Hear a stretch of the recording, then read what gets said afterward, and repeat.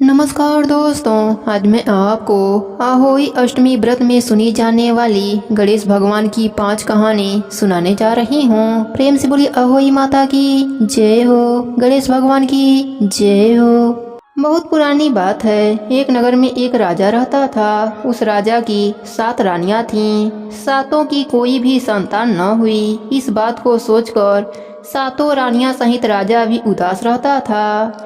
एक बार की बात है, राजा के महल में एक साधु बाबा आए। सभी रानियों ने उन्हें प्रणाम किया।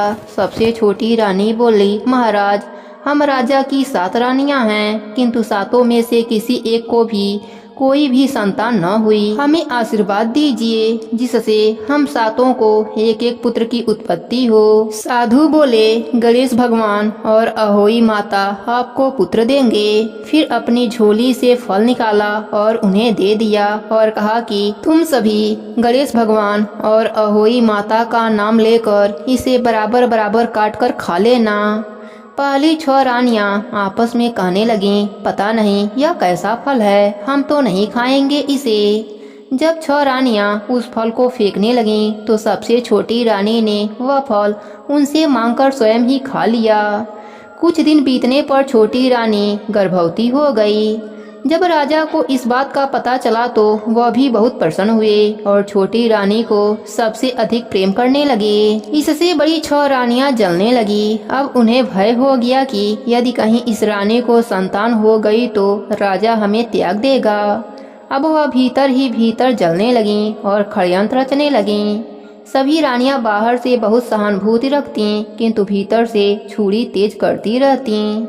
जब छोटी रानी का प्रसव काल निकट आया, तब उन्होंने दासी से सलाह किया कि सबने दासी को धन देकर कहा कि जब छोटी रानी का बच्चा जन्म लेगा तब तुम उसको छुपा देना और उसके स्थान पर सिलवट्टा रख देना और सबको यही बताना कि तुम्हारे कोख से सिलवट्टा जन्म लिया है। प्रसव का समय आ गया। छोटी रानी को पुत्र की उत्पत्ति हुई, किंतु उन्होंने बच्चा वहां से कहीं दूर पहुंचा दिया तथा सबको यही बतलाया कि उसने सिलवट्टा को जन्म दिया है। 6 रानियां मिलकर उस बालक को गंगा जी में बहा दिया। इधर छोटी रानी को विश्वास नहीं हो रहा था कि उसके कोख से सिलवट्टा पैदा हुआ है। राजा को यह पता चला कि छोटी रानी सिलवट्टा को जन्मा है तो वह भी उदास रहने लगा। बड़ी रानी भी बार बार राजा को यही कहकर और भड़का देती कि छोटी रानी ने एक सिलवट्टा को जन्म दिया है। राजा बड़ी रानी के बहकावे में आकर छोटी रानी से नफरत करने लगा। राजा का यह व्यवहार देखकर अन्य रानियां बहुत प्रसन्न हुईं। इधर छोटी रानी अहोई माता और गणेश भगवान की मूर्ति के सामने बैठकर रो रो कर अपना दुखड़ा सुनाने लगी। कहने लगी, हे अहोई माता, ममतामयी माता, आप तो सारे जगत के बालकों की रक्षा करती हैं, आप मेरे बच्चे की रक्षा क्यों नहीं करती? हे गणेश जी महाराज, आप तो सारे दुखों को दूर कर देते हैं, मेरा दुख क्यों नहीं दूर करते? अहोई माता और गणेश भगवान छोटी रानी पर प्रसन्न हुए और उसके पुत्र को पानी से बचाकर रानी के आंचल में डाल दिया और अंतर्ध्यान हो गए। बालक के वापस आते ही सब जगह यह खबर फैल गई कि रानी ने सिलवट्टा नहीं एक बालक को जन्म दिया है। फिर राजा ने दासी को बुलाया और बोला, तुमने रानी के कोख से सिलवट्टा पैदा हुआ है, इस बात को किसके कहने पर कहा? रानी के बच्चे को तुमने क्यों गायब किया? दासी डर के मारे सारी बात राजा को बता दिया। राजा ने दाई सहित अपने 6 रानियों को राज्य से निकल जाने का हुक्म दे दिया और अपने पुत्र और छोटी रानी के साथ आनंद के साथ रहने लगा। राजा अपने पूरे राज्य में ढिढोरा पिटवाया कि सभी लोग अपने पुत्र की सलामती के लिए अहोई अष्टमी का व्रत करना, व्रत को पूर्ण करने वाले गणेश भगवान का पूजन करना, साथ में गणेश भगवान की कथा भी सुनना। हे गणेश जी महाराज, हे अहोई माता, जैसे आपने रानी पर अपनी कृपा करी वैसे ही अपने सभी भक्तों पर अपनी कृपा बनाए रखना। कहानी अधूरी हो तो पूरी करना, पूरी हो तो मान रखना, सबके व्रत को पूर्ण करना। प्रेम से बोले गणेश भगवान की जय हो, अहोई माता की जय हो। एक समय की बात है, एक गांव में सुमन नाम की औरत अपने बेटी सुगंधा के साथ रहती थी। सुमन के पति का स्वर्गवास हो गया था। इस कारण परिवार का आर्थिक स्थिति बहुत खराब रहता था। सुमन दूसरे के घर बर्तन धोकर अपना गुजारा करती थी। वह बहुत ही धार्मिक प्रवृत्ति की थी। वह गणेश भगवान का नित्य नियम भी निभाती थी। यह सब देखकर सुगंधा अपने माँ से कहती, माँ, बड़ी मुश्किल से आप 2 टाइम खाने का इंतजाम कर पाती हो, ऊपर से यह नियम धर्म दान क्यों करती हो?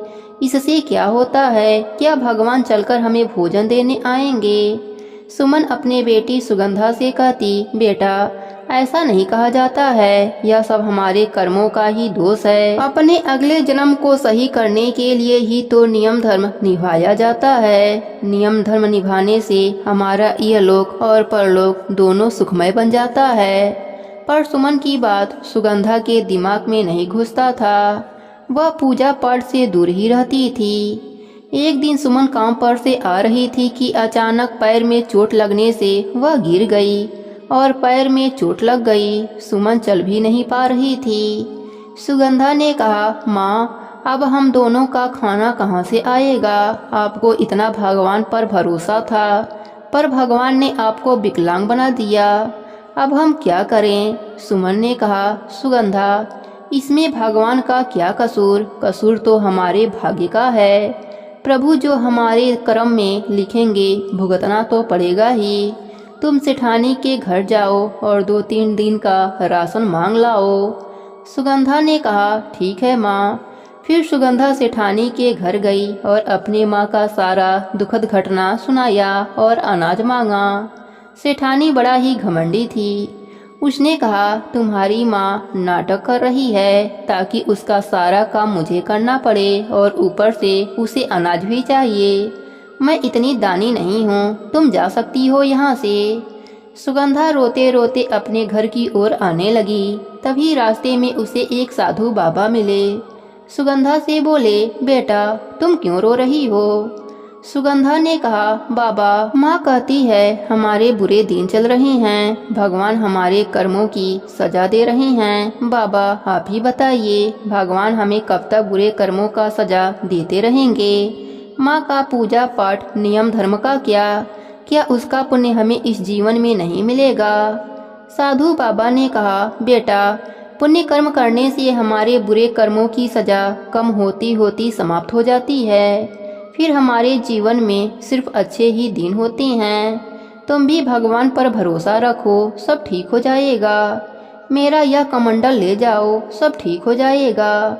इस प्रकार बाबा कमंडल देकर चले गए और सुगंधा कमंडल लेकर घर आई। एक कोने में कमंडल को रख खाली पेट ही भगवान को सोचते सोचते अपने माँ के पास सो गई। सपने में सुगंधा ने देखा उसके पास गणेश भगवान आए हैं और कह रहे हैं, बेटा, वह कमंडल मैंने तुम तक पहुँचाया है।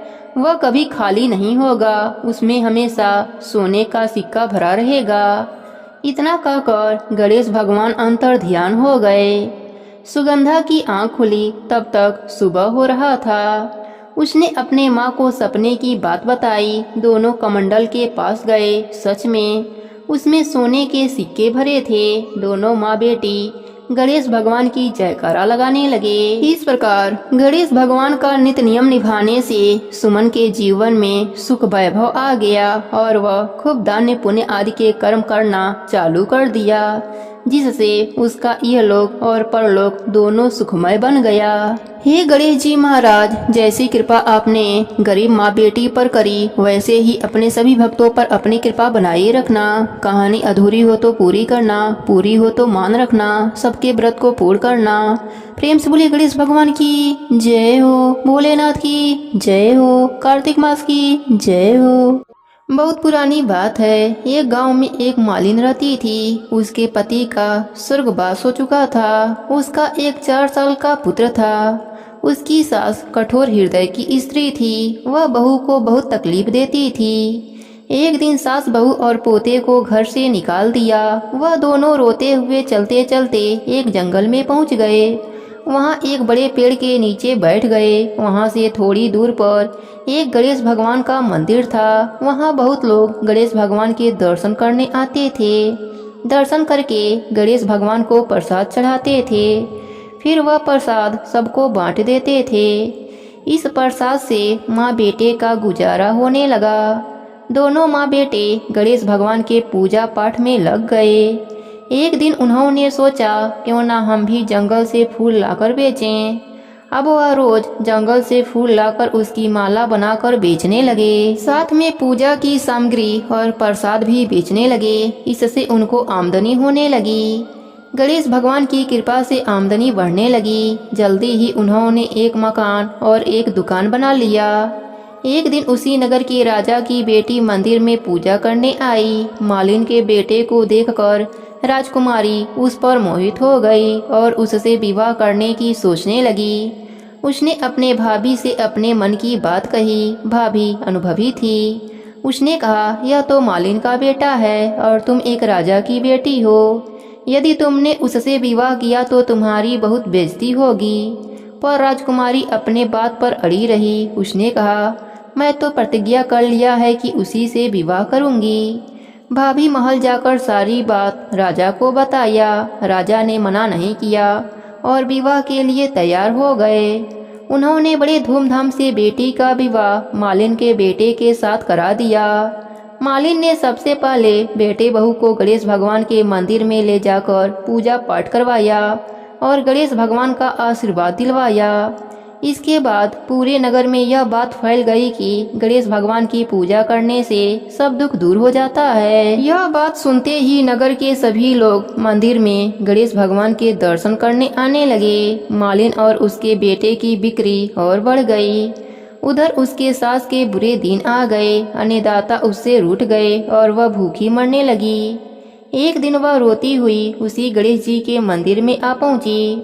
वहाँ वह मालिन के बेटे से बोली, मैं भूखी हूँ, मुझे रोटी कपड़ा दे देना। इसके बदले मैं तुम्हारा सारा काम कर दूंगी। लड़के को दया आ गई और वह उसे काम पर रख लिया। उसने अपने दादी को नहीं पहचाना। जब मालिन घर आई तो उसने अपने सास को पहचान लिया। मालिन अपने सास से बोली, सासू जी आप यहाँ कैसे? सास ने पोते के तरफ इशारा करके बोली, मेरा इस सेठ के वहाँ नौकरी लग गई है। बहू बोली, यह आपका पोता है और यह घर भी आपका ही है, यह दुकान भी आपका ही है। आपने हमें घर से निकाला तब गणेश भगवान ने हमारी रक्षा करी। बहू की बात सुनकर सास बोली, मेरी करनी मैंने भोग लिया।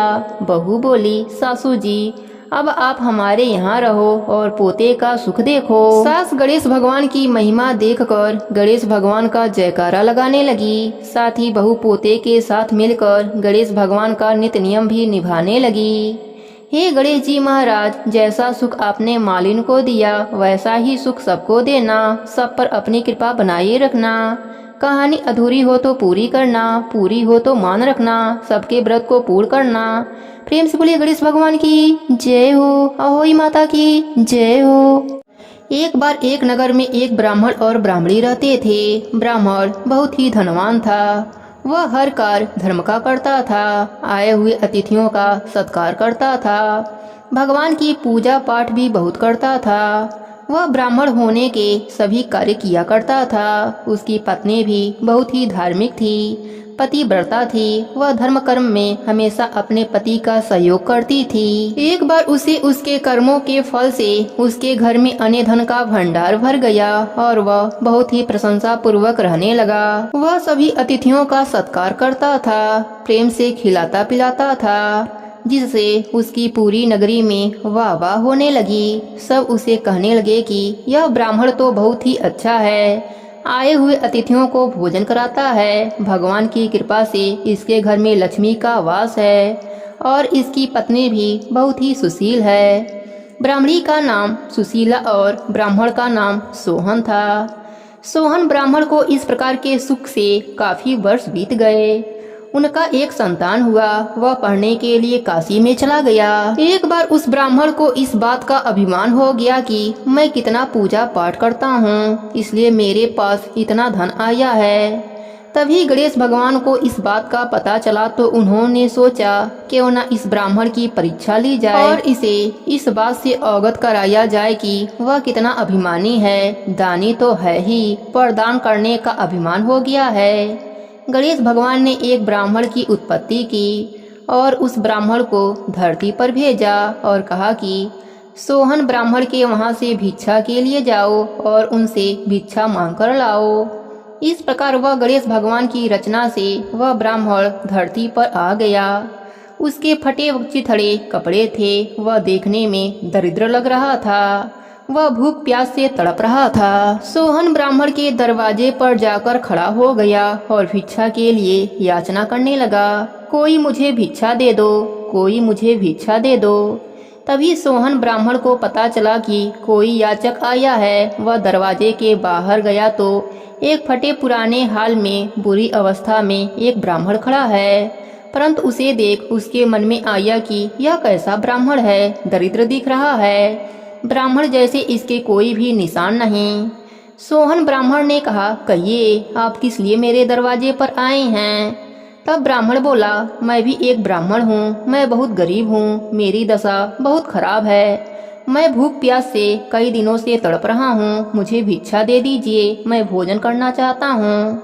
तब सोहन ब्राह्मण बोला, मैं ऐसे किसी भी ब्राह्मण को भिक्षा नहीं देता जिसमें ब्राह्मण की कोई निशानी न हो और ना ब्राह्मण जैसा दिखता हो। तुम तो इतने दरिद्र हो, तुम जरूर वैश्य होगे या फिर क्षुद्र होगे। इस प्रकार की बातें सोहन ब्राह्मण उससे कहने लगा। तब वह ब्राह्मण बोला, मैं गणेश भगवान का भक्त हूँ, गणेश भगवान का आराधना करता हूँ, परंतु मेरे पूर्व जन्म के पाप हैं, इसलिए मैं इस धरती पर इस रूप में हूँ, परंतु मैं गणेश भगवान का परम भक्त हूँ। तब सोहन ब्राह्मण को हंसी आई और बोला, तुम और गणेश भगवान का भक्त, अगर तुम गणेश भगवान के भक्त होते तो तुम्हारे घर में भंडारे भरे होते, तुम इस तरह दरिद्र नहीं होते। देखो, गणेश भगवान का भक्त मैं हूँ, मुझे किसी भी चीज की कोई कमी नहीं है, मेरे घर के भंडारे भरे रहते हैं, अन्न धन की वृद्धि होती रहती है, मेरी पत्नी भी सुलोचना है, वह भी धर्मवती है, हम दोनों पति पत्नी सुखपूर्वक अपना जीवन व्यतीत कर रहे हैं। तुमने जरूर कोई बुरे कर्म किए होंगे, इसलिए तुम दरिद्र मनुष्य बने हो, परंतु तुम ब्राह्मण नहीं हो सकते। ऐसी ही बातें करते करते उसे काफी देर हो गई। तब उस दरिद्र ब्राह्मण ने कहा, आप मुझे भिक्षा दे दीजिए ताकि मैं अपनी भूख तृप्त कर सकूं। पर सोहन भिक्षा देने से मना कर दिया, बोला, मैं ऐसे ब्राह्मण को भिक्षा नहीं दे सकता जो भिक्षा के योग्य ही नहीं हो। ऐसी बात सुनकर उस दरिद्र ब्राह्मण को बहुत गुस्सा आया। उसने उस ब्राह्मण को श्राप दे दिया और कहा, तुम इतने मोटे ताजे दिखते हो और तुम्हें ब्राह्मण होने का अभिमान है, इसलिए तुम बैल बन जाओ। तभी ब्राह्मणी बाहर निकली और अपने पति को बैल बना देखकर उस दरिद्र ब्राह्मण से कहा, तुमने मेरे पति को श्राप देकर बैल बना दिया, जाओ तुम भी खर बन जाओ और खर बनकर इधर उधर फिरते रहो। यह सुनकर उस गरीब ब्राह्मण को और गुस्सा आया और उस ब्राह्मणी से कहा, जाओ तुम पिचासनी बन जाओ। इस प्रकार वह तीनों अपनी अपनी उस मनुष्य की योनि को छोड़कर पशु बन गए। तीनों जंगल में चले गए। वह ब्राह्मणी बहुत नित्य नियम करने वाली थी और पति परायण थी, इसलिए उसे पिचास बनकर भी उसे पता रहा कि यह बैल मेरा पति है। वह उसके पीछे पीछे ही रहा करती थी और उसकी सेवा करती थी, बैल को हरी हरी घास लाकर खिलाती। इस प्रकार करते करते काफी दिन बीत गए। एक दिन वह पिचासनी घास तोड़कर लाई और ब्राह्मण बैल को डाल दिया। तभी वह खर कहीं से घूमता फिरता वहीं आ गया और उस बैल का घास खाने लगा।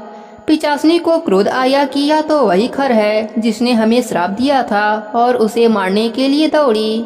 खर भी दौड़ा, खर आगे आगे भागता रहा और पिचासनी उसके पीछे पीछे दौड़ती रही। तभी एक गणेश भगवान का मंदिर आया। दोनों उसके सीढ़ियों पर चढ़ गए और लड़ते झगड़ते गणेश मंदिर में आ गए। दोनों के पैरों में धूप फंसी हुई थी। वह ध्रुवा जाकर गणेश भगवान के आगे गिर गया और वह दोनों भी गिर गए। पिचासनी के हाथ में भी ध्रुवा थी। वह ध्रुवा हवा का झोंका आया और गणेश भगवान के सूंड पर जाकर चढ़ गया। गणेश भगवान अपनी आंखें खोली, यह मुझे ध्रुवा चढ़ाने वाला कौन है भक्त? गणेश भगवान ने आंखें खोली तो वह पिचासनी नजर आई। गणेश भगवान प्रसन्न होकर ब्राह्मणी से वर मांगने को बोले। ब्राह्मणी ने कहा, हे प्रभु, आप मेरे पति और मुझे पहले के रूप में कर दीजिए। गणेश भगवान की कृपा से वह ब्राह्मण और ब्राह्मणी पहले के रूप में आ गए। ब्राह्मण गणेश भगवान से क्षमा मांगने लगा। गणेश भगवान प्रसन्न होकर ब्राह्मण को क्षमा कर दिए। ब्राह्मण कई दिन के बाद अपने घर आया और सभी के साथ दया भाव से रहने लगा और गणेश भगवान को नित्य नियम से दुर्वा अर्पित करने लगा। गणेश भगवान की कृपा से वह ब्राह्मण यह लोक में सुख भोग कर अंत में मोक्ष को प्राप्त हुआ।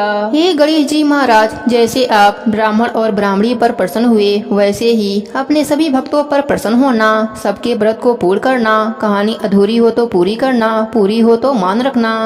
प्रेम से बोलिए गणेश भगवान की जय हो। एक समय की बात है, एक गांव में एक औरत रहती थी जिसके कोई भी संतान न थे। सब लोग उसको ताने मारते, बाझन कहते।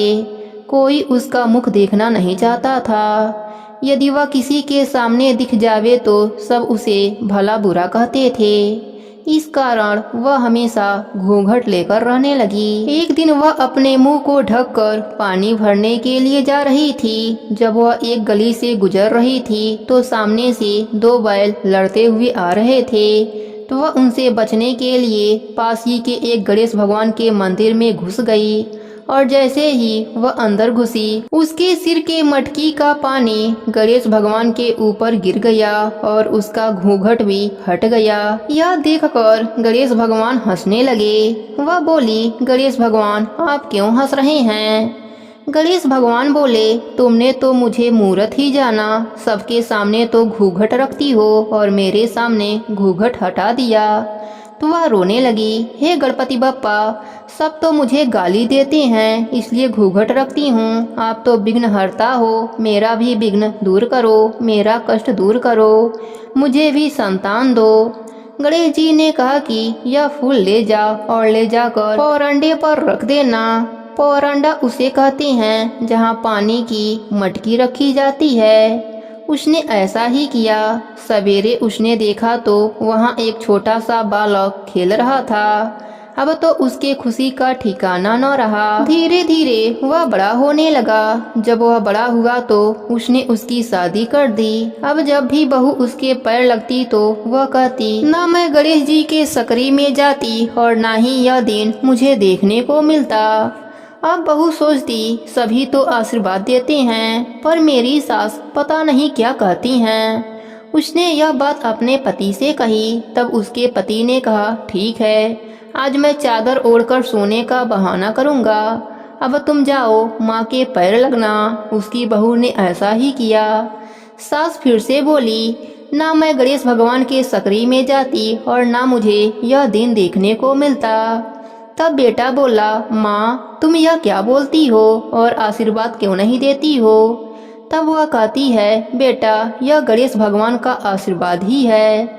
तब सारी बात बेटे को बताती है। तब बेटा बहू दोनों खुश हो जाते हैं और गणेश भगवान का जयकारा लगाने लगते हैं। हे गणेश जी महाराज, जैसे आपने उस माँ की गोद भरी, वैसे ही सबकी गोद भरना। सबके पुत्र को लंबी उम्र देना, बुद्धि देना और सबका घर अन्य धन से भरे रखना। सबके व्रत को पूर्ण करना, कहानी अधूरी हो तो पूरी करना, पूरी हो तो मान रखना।